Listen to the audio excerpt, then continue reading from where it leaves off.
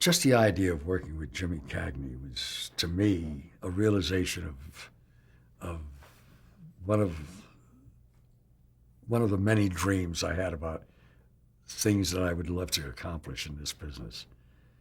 Because I adored him. He was such a marvelous performer, wonderful actor, and he could do anything. And here he was, in his 80s, late 80s, with 3 strokes, and he had been retired for almost 25 years, except for that one stint that he had in Ragtime. Ragtime. He had not done anything and refused to do anything. And finally, somebody, I think one of his close confidants, talked him into taking on at least one more film. And that was Terrible Joe Moran. And he agreed to do it. What we didn't know on the West Coast was that he had just had another stroke. And that I guess he felt, well, I'm not going to last much longer, so I may as well have some fun before I go. And so when I got to meet him, well, actually, CBS met him first, and they said, Joe, you've got to go up to his farm and talk to this man and tell us whether you think he's able to do this, because we can't understand a word he's saying. It's all very slurred. You got a few words in between, but so I went up there with the producer, and he was impossible to understand, but so charming and so warm, and tears came to his eyes when we talked about the business and some of the nostalgia and everything. And I just absolutely fell in love with this man and knew that somehow we had to work together. And so I invented the fiction that he was perfectly fine. His doctors assured me that he's going to come out of this momentary lack of speech, clarity, etc., that he'd be fine, because we weren't going to shoot for another 4 weeks, and by that time he was going to be all right. So let's go ahead with the picture. All of which was a lie, only we were hoping that it wasn't. We were hoping that the doctor was telling the truth, and he wasn't. He had no idea whether he was or not. He was just kind of like winging it and saying, just being encouraging, but we blew it into, yes, it's a fact. And just Bob Halmy, by the way, was a producer. And I have to say, Halmy, who's been one of the giants in this business with the kind of projects he takes on, has really the courage of a lion. And since he lives with lions and giraffes and tigers and everything in Africa, I could understand the relationship. But I said, Bob, how are we going to pull this off? He says, don't worry. He said, but suppose he doesn't get the speech back. And he says, then we'll get a Jimmy Cagney impersonator and we loop him. And I laughed. I thought, oh, God, how naive can you be? But I was holding my breath because I wanted it so badly. So came time for the first day's shooting. Art Carney, Ellen Barkin, Peter Gallagher, myself, we gathered for a little rehearsal, and he had gotten some of his speech back, very little, just enough to. Then I discovered, much to my glee, that he didn't need glasses, or that he was able to read a teleprompter quite easily.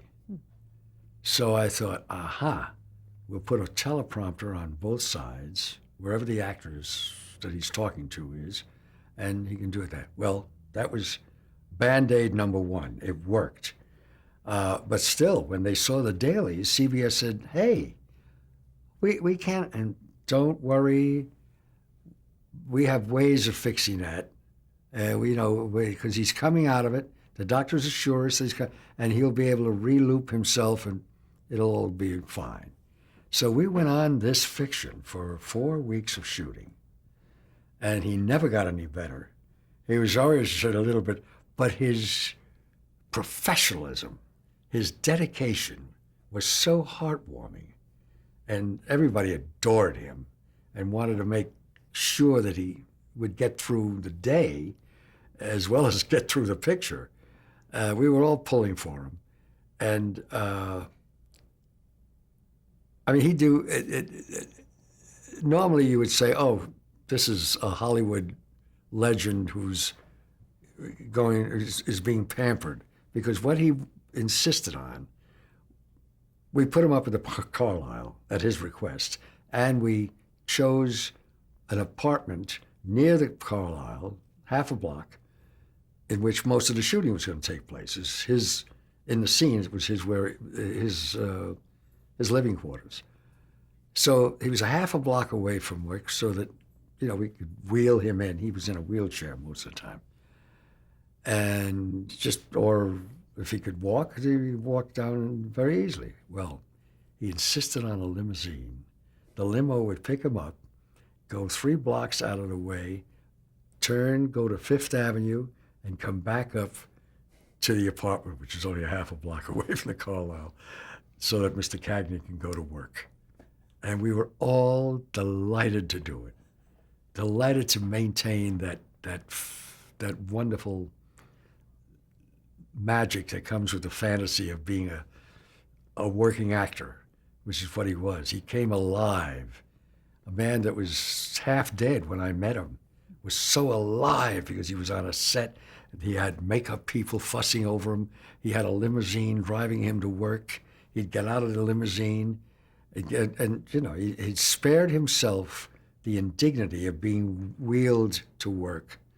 And he insisted on walking a few feet and to the elevator.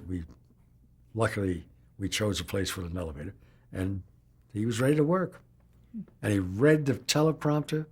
He knew exactly what the situation was all about, that he was going to react to. And then we had a sequence that absolutely brought tears to all of our eyes. A sequence where Terrible Joe Moran, by the way, is the name he had as an ex-boxer. When in his boxing days, he was known as Terrible Joe Moran because he did nothing but knock people out. And he was an ex-boxer who, now was too old for boxing and too old for a lot of things and whatnot. So there's a sequence where he's running film on himself as a young boxer. And of course, we were using young Jimmy Cagney in the boxing movie. And I couldn't get through it because he was sitting there staring at this screen. We had a 16 millimeter projector, staring at himself 60 years after the fact, watching that healthy James Cagney with all that vitality and that virile quality. And he was in effect living the reality that the character of Joe Moran was living in the sequence, and it was absolutely so special.